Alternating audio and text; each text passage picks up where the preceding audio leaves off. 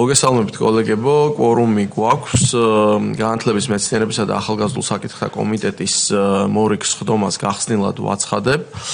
დღის წესრიგით გვაქვს გათვალისწინებული 3 საკითხი, აქედან 2 საკითხი არის, რაც ინდივიდუალურად კომიტეტმა უნდა განვიხილოთ, ხოლო მესამე საკითხის განხილვისთვის ჩვენ ალბათ მცირე ტექნიკური შესვენება დაგვჭირდება, იმიტომ რომ შემოგვიერთდება აგრარულ საკითხთა კომიტეტი და ერთობლივი სხდომა გვექნება, სადაც განვიხილავთ კონკრეტულ მოხსენებას, რომელსაც წარმოადგენს დასაქმების პოლიტიკის დაგეგმვისა და განხორციელებასთან დაკავშირებით 2024 წლის ანგარიშს ჯანდაცვის მინისტრის მოადგილე. დღის წესრიგით გათვალისწინებული გვაქვს პირველ საკითხად საქართველოს პარლამენტის განათლების მეცნიერებისა და ახალგაზრდულ საქმეთა კომიტეტის მიერ საკანონმდებლო ინიციატივის წესით წარმოდგენილი საქართველოს კანონის პროექტი საქართველოს მეცნიერებათა ეროვნული აკადემიის შესახებ საქართველოს კანონში ცვლილებების შეტანის თაობაზე მესამე მოსმენით განვიხილავთ, როგორც გახსოვთ, ჩვენ 2 მოსმენა უკვე გავიარეთ ამ საკითხთან დაკავშირებით. შემდეგ გვაქვს ასევე ჩვენი კომიტეტის მიერ საკანონმდებლო ინიციატივის წესით წარმოდგენილი საქართველოს კანონის პროექტი უმაღლესი განათლების შესახებ საქართველოს კანონში ცვლილებების შეტანის თაობაზე პირველი მოსმენით. ეს ეხება იმ საკანონმდებლო ინიციატივას, რომელიც დაეფუძნა საკანონმდებლო წინადადებას, რაც ჩვენმა ღვაწლმოსილმა ენათმეცნიერებმა წარმოგვიდგინდეს დაახლოებით 1 თვის უკან. და მესამე საკითხი, როგორც მოგახსენეთ, გვაქვს ჯანდაცვის მინისტრის მოადგილის ანგარიში, რომელიც დასაქმების პოლიტიკის დაგეგმვას და განხორციელებას ეხება 2024 წელს. ეს არის დღის წესრიგით გათვალისწინებული 3 საკითხი. გთხოვთ დღის წესრიგის მხარი დაუჭიროთ. მადლობა. ერთხმად არის მიღებული. ვიწყებთ დღის წესრიგის პირველი საკითხის განხილვას, რომელიც ეხება მეცნიერებათა ეროვნული აკადემიის შესახებ საქართველოს კანონში ცვლილებების შეტანას.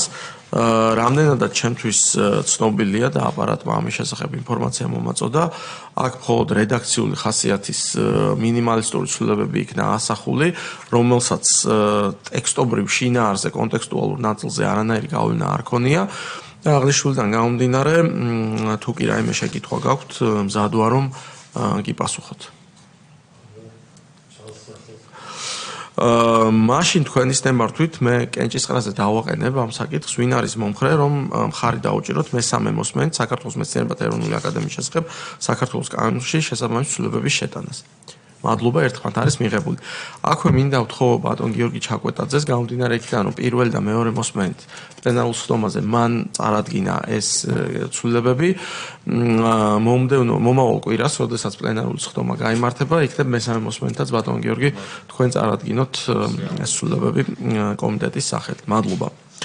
გადავიდეთ დღის წესრიგით გათვალისწინებულ მეორე საკითხზე. ეს არის ძალიან მნიშვნელოვანი საკითხი და მინდა აქვე მადლობა გადაუხადო მედიის წარმომადგენლებს, რომელმაც ძალიან დიდი ყურადღება გამოიჩინეს ამ საკითხთან დაკავშირებით. შეგახსენებთ, რომ ვიწყებთ იმ ცვლილებების განხილვას უმაღლესი განათლების შესახებ კანონში, რომლის საფუძველზეც მომავალი აკადემიური სასწავლო წლიდან, ანუ 2025 წლის 1 სექტემბრიდან უნდა აღდგეს სავალდებულო წესით ყველა უმაღლეს სასწავლებელში ბაკალავრიატის საფეხურზე ქართულენოვან სექტორში არ აქვს მნიშვნელობა რა სპეციალობაზეა საუბარი, ქართული ენის სავალდებულო სწავლება. შესაბამისად, ჩვენ სანამ ამ ცვლილებებამდე მივიდოდით, გავიარეთ საკმაოდ მნიშვნელოვანი გზა.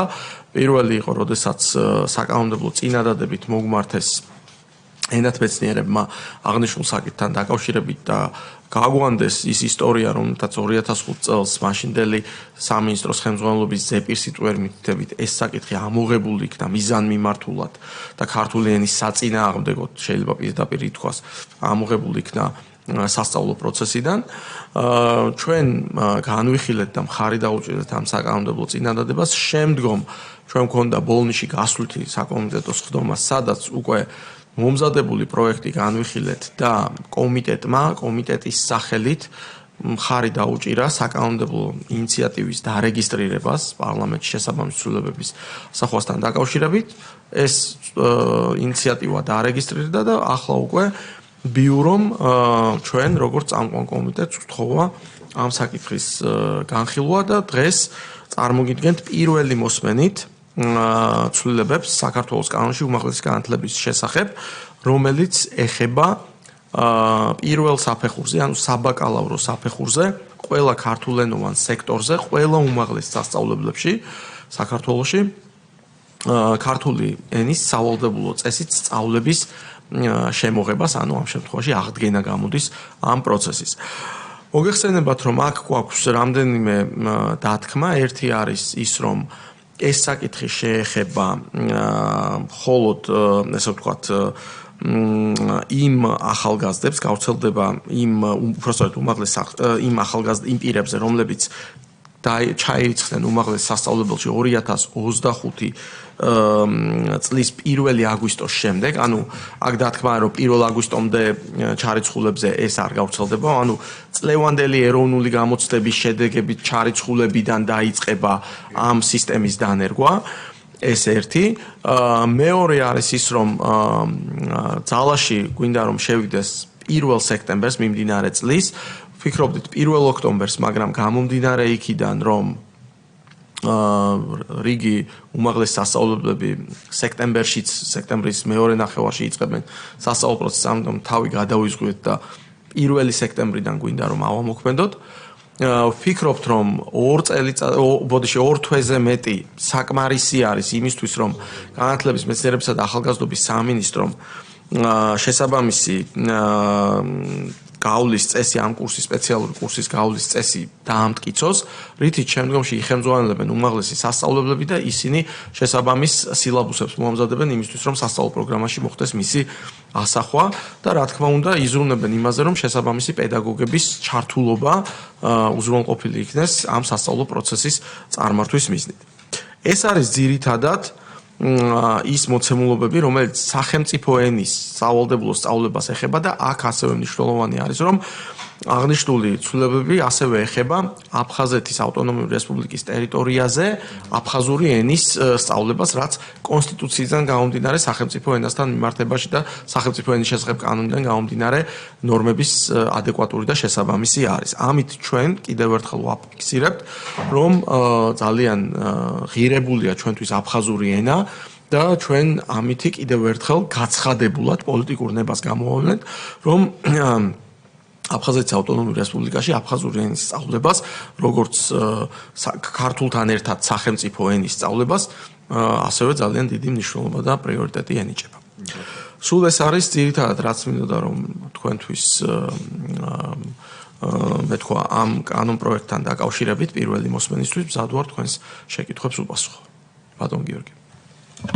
მოგესალმებით პირველ რიგში რა თქმა უნდა მივესალმები ამ ინიციატივას ძალიან კარგი არის რომ ენათმეცნიერების ინსტიტუტის მიერ შემოთავაზებული ეს საკანონმდებლო წინადადება უკვე იქცა კანონ პროექტად და განვიხილავთ პირველი მოსმენით სრული მხარდაჭერა ეკუთვნის რაც 2005 წელს წინა ხელისუფლებამ გაბედა და მიზანმიმართულად განახორციელა სახელმწიფო ენის ქართული ენის წინააღმდეგ ეს იყო რა თქმა უნდა უპატიებელი შეცდომა და ჩვენ გვქონდა ვალდებულება რომ ეს საკითხი გადაგვეწყვიტა მისასალმებელი არის ისიც რომ ახალი სასწავლო წლიდან უკვე მანამდე პერიოდს გამოიყენებს სამინისტრო იმისთვის რომ სპეციალური წესი შეიმუშაოს ამ საგნის სწავლებისთვის და უკვე ახალი პირველკურსელები ვინც იქნებიან ამ ადამიანებიდან დაწყებული მომდევნო წლების მანძილზე სახელმწიფო ენა ისწავლება როგორც საჯარო ისე კერძო უნივერსიტეტებში შესაბამის პროგრამებზე და ქართულენოვან ყველა პროგრამაზე პრინციპში განსაკუთრებით ბაკალავრიატის საფეხურზე ამ შემთხვევაში ერთი რედაქციული ხასიათის საკითხი არის წარმოდგენილი პროექტის პირველი მუხლის მესამე პუნქტთან დაკავშირებით მაქვს ესეთი შემოთავაზება რომ მე-7 მუხლის პირველი პუნქტის P19 ქვეპუნქტის შემდეგ დაემატოს შემდეგი შინაარსის P20 უნდა ეწეროს მექანიკური საკითხი არის ქვეპუნქტი. ეს არის რისი თქმაც მინდოდა, მადლობა. მადლობა ბატონ გიორგი, აქ როგორც ჩანს ტექნიკური შეცდომა გაიპარა P2 წერია P20-ის ნაცვლად და დიდი მადლობა რომ ამაზე ყურადღება გაამახვილეთ და აპარატს ვთხოვ რომ ეს ასახოს სათანადოდ. აბსოლუტურად მისაღები და გასათვალისწინებელია. სხვა შეკითხვები ბატონ გიორგი შემდეგ მე შეკითხვა არ მაქვს მოგესალმებით კოლეგები მე მინდა მადლობა გადაუხადო ჩვენს კომიტეტის თითოეულ წევრს პირველ ყოვლისა ინიციატორებს აი ამ იდეის იმიტომ რომ ეს არის ქართული ენის დაბრუნება ჩვენს უმაღლეს სასწავლებლებში და არის ისტორიული ნაბიჯი, მე ასე ვიტყოდი. ჩვენი ერთ-ერთი მთავარი საამაყო ამბავი მთელ მსოფლიოში არის ის, რომ ჩვენ გვაქვს ქართული ენა, ქართული დამწერლობა და როდესაც აი ამ ქართული ენის ხელყოფისკენ წაუწდათ ხელი ამ რეჟიმის წარმომადგენლებს, ამან რა თქმა უნდა ძალიან ცუდი გავლენა იქონია ჩვენს ახალგაზრდობას და მე ვფიქრობ, რომ ეს არის ისტორიული ნაბიჯი და მე მინდა ჩვენს კომიტეტს ყველა იმ ადამიანს, ვინც აი ამ იდეას შემოეხიდა, გადაუხადო ძალიან დიდი მადლობა ბატონო გივი, უღრმესი მადლობა ასე ოპერატიულად წარიმართა ეს პროცესები და ჩვენ მალე ვიხილავთ, რომ როგორც თქვენ ბრძანეთ, ახალი სასწავლო წლიდან ყველა საბაკალავრო პროგრამაზე სავალდებულო გახდება ყველა უმაღლეს სასწავლებელში ქართული ენის სწავლება და ამითი მე ვფიქრობ, ჩვენი ხალხის დაკვეთა იქნება შესრულებული. ძალიან დიდი მადლობა კიდევ ერთხელ. მადლობა ბატონ გიორგი, ბატონ ლადო. სიტყვით უერთდები ბატონი გიორგის შესავალს და მთელ მის პათოს.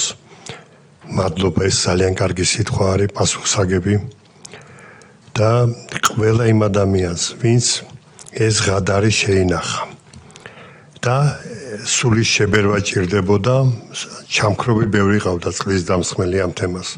სულის შემბერველები ვინც იყვნენ სუყოლანი, მე ინიციატორებს გულისხმობ ამ შემთხვევაში ენათ მეცნიერებს, ქართულ ენაზე მოუბართ, ქართულ ენაზე ტკივილსიხარულის გამზიარებელ ყველა ადამიანს, მეცნიერული საფუძვლების შემსწავლას ქართულ ენაზე დიდი პასუხისმგებლობით და მადლობა მათით, მადლობა კომიტეტის ყველასას ბატონ გივი თქვენ განსაკუთრებულად და ყველა ამ ოპერატიულობისათვის. რას გულისხმობს ეს ოპერატიულობა? სიტყვა და საქმე. სიტყვა და საქმე. ზოგჯერ არის ხოლმე რომ ჩვენ განვიცდით იმ გარკვეულ წინამორბედ გადაცდომებს, მე ძალიან არ ვამძაფრებ ამ სიტყვებს, თორე უფრო კაცრი სიტყვებით ეკუთვნის წინამორბედების მიერ ჩადენილ საქციელს, მაგრამ ვცდილობ რომ შემრიგებლური ვიყო, იმიტომ რომ ჩვენი შვილების და შვილიშვილების და შვილთაშვილებს ეს არ დავამახსოვრებინოთ, ცუდი, კარგზე მინდა აქცენტი ქონდეს სამომავალ მემკვიდრეს შერიგებისას, რომ ოპერატიულობა, ანუ ჩვენ უკვე ვიცით რომ მომავალი წლის სასწავლო პროგრამაში დახვდება სექტორი მთლიანად მეცნიერები აი ამ სახი აზრით, წრფელი გულით, დიდი შემართებით რომ შთამომავალ მემკვიდრეებს მშობლიურ ენაზე მეტყველება, აზროვნება გამართული ისე როგორც შეშონის ამ უძველეს ენას 454 წელი ჩვენ წელთაღრიცხვამდე პირველი დამანიჭდება. მე 284 წელი სახელმწიფოებრივ ენას ღებულობს და ეს ყველაფერი უნდა ყოფილიყო მივიწყებული და მადლობა თითოეულ მათგანს და ყველა იმ სტუდენტს რომელიც თავის სპეციალობას აირჩევს და აი ამ მსოფლიოს დიდ საგანძურში მეცნიერებას გულისხმობ ქართული აზროვნების ჩაერთვება და მე ქართულ ენაზე ნათარგმნი მეცნიერებები უამრავი ენაზე საპასუხისმგებლო პატივსაცემი ენებზე ურთიერთობა შენს ენაზე მოაზროვნე ადამიანი როცა კარგად გზნობ თავს ამ მსოფლიო ოკეანეში უფრო დაფასებული რჩები განსაკუთრებულად აქცენტირებული რომელიც ბატონმა გივიმ გააკეთა ეს არის აფხაზური ენა რომელსაც პატრონი ჩვენს გარდა არავინ არ აკავს მარტო ქართველები პირდაპირ ვამბობ მარტო ჩვენი ქვეყნის მესეურებმა და ჩვენს მოგზალებულად ჩვენი წვლილი შეგვაქვს რომ აი ამ უძვირფასეს ენას, ურთულეს ენას, დიდად პასუხსაგებ ენას, ჩვენს ნათესავ ენას, ჩვენს ღვიძლ ენას, ჩვენს საკუთარ ენას მე ასე გულისხმობ რომ მიეცემა ისევ აერთება მწვანეშუქი რომ აი ამ ენას თავისი მეციხოვნეები რომლებიც ყავდნენ და ინახავდნენ ამ სულისკვეთებას იმათ მიეცემათ საშუალება აღაღორძინონ და თავიდან დაიწყონ ამ ენაზე მეტყველი ადამიანების აზრობრივი შეთავსება. ეხლა შეკითხვა მაქვს ერთი შეკითხვა.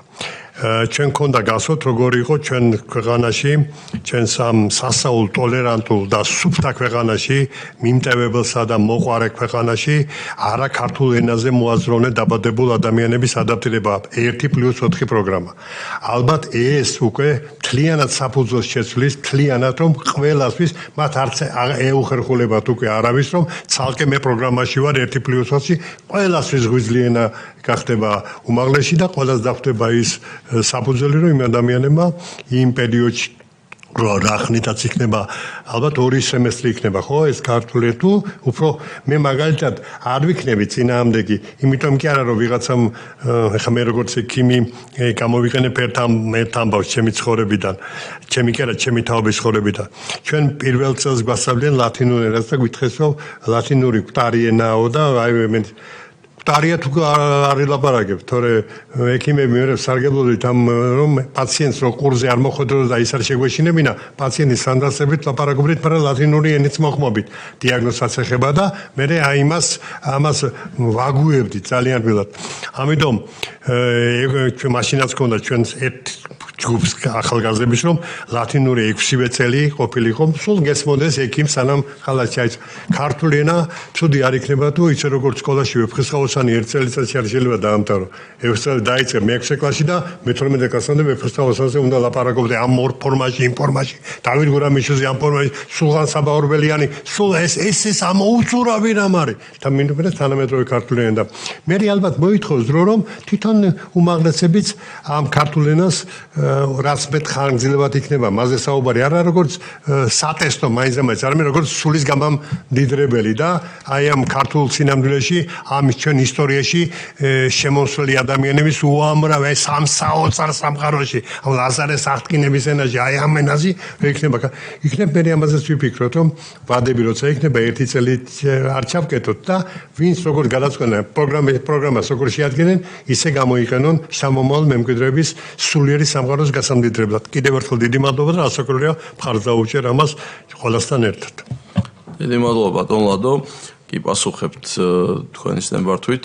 პირველ რიგში გეტყვით რომ წესი სამინისტრომ უნდა დაამტკიცოს. ჩვენ რა თქმა უნდა ყურადღებით ვიქნებით ამ წესის დამტკიცების პროცესთან მიმართებაში და აღნიშნულთან დაკავშირებით სავარაუდოდ სამინისტროს უმაღლეს სასწავლებლებთანაც ენათმეცნიერების ინსტიტუტთან და ენის დეპარტამენტთან რა თქმა უნდა ექნება კომუნიკაცია და მათი ჩართულობით სავარაუდოდ მოხდება ამ პროცესის განხორციელება. ამიტომ ეს ჩვენი მხრიდან კომიტეტის მხრიდან არ იქნება ის რომ მხოლოდ მივიღეთ ცვლილებები და მე რა იქნება არ გვაინტერესებს. რა თქმა უნდა ჩვენ ამას ბოლომდე მივყვებით, მივადევნებთ თვალს, როგორც თვითონ წესის დამტკიცების პროცესს, ასევე შემდგომში როგორ დაინერგება ეს პროცესი უმაღლეს სასწავლებლებში და ჩვენ სხვადასხვა გასვლითი საკომიტეტო ხდომების დროს, როდესაც გვექნება შესაძლებლობა რომ განსაკუთრებით რეგიონებში რომ გავალთ და იმ ქალაქებში სადაც უმაღლეს სასწავლებლები არის, თელავი იქნება ეს გორი იქნება ახალციხე, ქუთაისი, ზუგდიდი თუ ბათუმი, ჩვენ შეგვიძლია ადგილზე გავეცნოთ თუ როგორ მიმდინარეობს როგორც პროფესორ მასწავლებლების მხრიდან და ადმინისტრაციის მხრიდან, ასევე უშუალოდ ჩართული სტუდენტების მხრიდანაც. რაც შეეხება სემესტრიანობის თემას, ესაც რა თქმა უნდა წესის განსასაზღვრია, თუმცა ჩვენ როგორც თქვით ბოლნისის საკომიტეტო მოსმენაზე ჩვენ გარკვეულწილად რეკომენდაციას უწევთ რომ თუ კი ეს შესაძლებელი იქნება 2 სემესტრით განისაზღვროს ეს სასწავლო პროცესი, მაგრამ ეს კიდევ ერთხელ მხარეთა ჩართულობითა და მათი ესე ვთქვათ უშუალო მონაწილეობაზე არის ორიენტირებული და რა თქმა უნდა რაც უფრო მეტი იქნება ეს ესე ვთქვათ სასწავლო საათები და კომპონენტები, რა თქმა უნდა ეს უფრო მნიშვნელოვანი იქნება. რაც შეეხება ეთნიკურ უმცირესობებს და 1+4 სისტემას. აქვე მინდა ხაზგასმით აღვნიშნო და ჩვენ ამის მომსწრენი ვართ, რომ ბოლო წლების განმავლობაში რადიკალურად პოზიტივისკენ არის ამ კუთხით სიტუაცია შეცვლილი, განსაკუთრებით ჩვენ თანამოქალაქეებში, ეთნიკურად სომეხ და აზერბაიჯანელ თანამოქალაქეებში ახალგაზრდებში განსაკუთრებით ჩვენ ამისი დასტური გვაქვს გახსოვთ თქვენი ბრძანდებოდით ახალქალაქში, როდესაც ახალციხის უნივერსიტეტის მესამე და მეოთხე კორპუსი მოვინახულეთ, რომელიც ახალქალაქში მდებარეობს ტერიტორიულად და იქ ქართულ ფილოლოგიის ფაკულტეტის სტუდენტების გავეცანით, რომლებიც ყოველ შემთხვევაში ჩემზე უკეთესი და გამართული ქართულით საუბრობდნენ და კი ბატონო და ეს ახალგაზრდები როგორც კი ასრულებდნენ სასწავლო პროცესს, ემზადებოდნენ სკოლამდელი ასაკის დაწესებულებებსა და სკოლებში ქართული ენის მასწავლებლად რომ მემუშავად. აქ არ შეიძლება არ აღინიშნოს და მადლობა არ ვთქვათ განათლების მეცნიერებისა და ახალგაზრდობის სამინისტროს საჯარო სამართლის იურიდიული პირის ზურაბ ჟვანიას სახელობის ადმინისტრირების სკოლის საქმიანობასთან დაკავშირებით, რომელსაც არაერთი ფილიალი აქვს გახსნილი განსაკუთრებით იმ რეგიონებში, სადაც ეთნიკურად არაქართველი მოსახლეობა ჭარბობს და შესაბამისად იქ ინტენსიურად ეწევა როგორც კონკრეტული სეგმენტის ამ შემთხვევაში უპირველეს ყოვლისა პედაგოგების და აღმზრდელების გადამზადებას, ასევე დაინტერესებული მოქალაქეებისთვის ქართული ენის სახელმწიფო ენის სწავლებას. ამიტომ ეს პროცესები პოზიტივში მიდის და მე აქვე კომიტეტს გაგაცნობთ ერთ პატარა სტატისტიკურ მოცემულობას დაახლოებით 2 კვირის ცოტა მეტი ხნის უკან, დაახლოებით 1 თვის უკან მე ვიყოფებოდი ღონისძიებაზე, სადაც ქალბატონმა თეა ახვლედიანმა სახელმწიფო მინისტრმა მიმიწვია, ის ეძღვნებოდა ეთნიკური უმცირესობებისთვის სახელმწიფო ენის დღესთან დაკავშირებულ საკითხს და სახელმწიფო მინისტრის აპარატმა ჩაატარა კვლევა, რომლის პრეზენტაციაც გაიმართა ამ შეხვედრაზე, სადაც გვაქვს მართლაც წარმოუდგენლად კარგი შედეგი, რომ ანუ ეთნიკურად არაქართულ მოსახლეობის ახალგაზრდობაში 93%-მა კარგ დონეზე იცის ქართული. ეს არის მართლაც წარმოუდგენლად კარგი შედეგი, თუ ჩვენ ავიღებთ იგივე მონაცემებს თუნდაც 5 და განსაკუთრებით 10 და 15 წლის წინანდელთან, შედარებაც კი არ შეიძლება ამ შედეგთან მიმართებაში. ამიტომ ამ კუთხით სიტუაცია ძალიან პოზიტივისკენ მიდის, რაც მხოლოდ და მხოლოდ მისასალმებელია. რა თქმა უნდა, სამუშაო კიდევ საკმაოდ ბევრი გვაქვს და ამ კუთხით ეს სამუშაო გაიზრდება და არანაირად არ შენელდება. მოტივაციას ესეთი მონაცემები რა თქმა უნდა გვიზრდის და მე ვფიქრობ, რომ თუ ეს პროცესი ამ მოცემულობებით გაგრძელდა, რამდენიმე წელიწადში ჩვენ საერთოდ უარი უნდა ვთქვათ 1+4 სისტემაზე, იმიტომ რომ გარკვეულწილად არასწორი არის, რომ რაღაც არათანაბარ მდგომარეობაში ვამყოფებთ ჩვენს თანამოქალაქეებს. ამიტომ შესაბამისად ჩვენ ის მოცემულობები, რაც ახლა გვაქვს აი ამ სტატისტიკური ანალიზის საფუძველზე, თავისუფლად გვაძლევს იმის ხედვას და მე ჩემს გამოსვლაში ვთქვი კიდევაც, რომ ალბათ ჩვენ ახლო მომავალში უნდა ვიფიქროთ 1+4 სისტემის გაუქმებაზე, იმიტომ რომ ქართული ენის ცოდნა საკმაოდ მაღალ დონეზე იქნება ყველა, ასე ვთქვათ, თანამოქალაქეს შორის, რაც რა თქმა უნდა უკვე იძლევა იმ შესაძლებლობას, რომ ჩვენ ეს სისტემა გავაუქმოთ და შესაბამისად ვიმოქმედოთ. ამას გარდა ამავე შეხვედრაზე მე გავაჟღერე ის რომ ვიხილავდით უახლოეს დღეებში საკანონმდებლო წინადადებას ქართული ენის უმაღლესი დაბრუნებასთან დაკავშირებით და მინდა გითხრათ რომ დაახლოებით 300-400 ადამიანი ესწრებოდა ამ ღონისძიებას და ხუხარი აპლოდისმენტებით შემაწყვეტინეს სიტყვა იმდენად პოზიტიურად იქნა საზოგადოების მიერ ეს ფაქტი აღქმული. ამიტომ დიდი მადლობა ამ შეკითხვისთვის და მინდა გითხრათ რომ ძალიან პოზიტიური დინამიკა გვაქვს და ასე ვთქვათ განვითარება ამ კუთხით საკითხის და იმედი გვაქვს რომ ეს მონაცემები შემდეგ წლებში კიდევ უფრო კარგ შედეგს მოგცემს და რეალურად ეს სისტემა 1+4 უკვე საჭირო აღარც იქნება. სხვა შეკითხვები კოლეგებო თუ არის? არა, დიდი მადლობა. მაშინ თქვენის ნებართვით მინდა კენჭისყრაზე დავაყენო საქართველოს კანონში უმაღლესი განათლების შესახებ ცვლილებების შეტანის საკითხი. პირველი მოსმენით ვინ არის მომხრე? დიდი მადლობა. ერთხმად არის მიღებული. შესაბამისად აპარატი მოამზადებს შესაბამის დოკუმენტაციას იმისთვის რომ ბიუროს გადაეგზავნოს და ბიურომ მომავალ კვირაში უკვე პლენარულ სხდომაზე განსახილულ საკითხთა შორის და კენჭისყრელ საკითხთა შორის ეს საკითხი გაითვალისწინოს და შემდეგ კვირას ჩვენ უკვე გვექნება პირველი განხილვა, პირველი მოსმენა და პირველი მოსმენით ამ მნიშვნელოვანი ცვლილებების დამტკიცება. დიდი მადლობა კიდევ ერთხელ თქვენ, დიდი მადლობა აპარატს, დიდი მადლობა საკანონმდებლო წინადადების ავტორებს და ინიციატორებს და დიდი მადლობა ყველას, ვინც ასე პოზიტიურად გამოეხმაურა და მხარი დაუჭირა ქართული ენის უმაღლეს სასწავლებლებში სწავლების დაბრუნების კომპონენტს. დიდი მადლობა და ახლა ვაცხადებ ტექნიკურ შესვენებას დაახლოებით 5-10 წუთის ფარგლებში, რის შემდეგაც ჩვენ გავაგრძელებთ სხდომას. მადლობა.